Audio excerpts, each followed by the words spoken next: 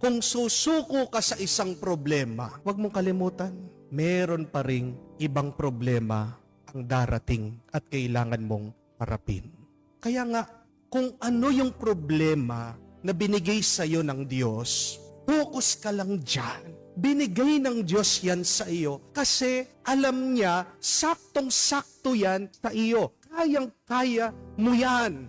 At hindi ka niya pababayaan. Basta't araw-araw ka lang makipaglaban. At araw-araw kang manalig, manampalataya sa Diyos.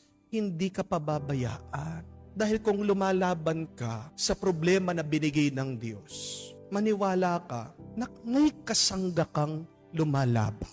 Amen? Makakayanan mo yan. Sa tulong ng Diyos, sa tulong ng iyong mga minamahal, at sa iyong lakas ng loob.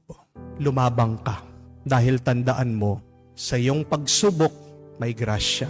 God's testing is your blessing.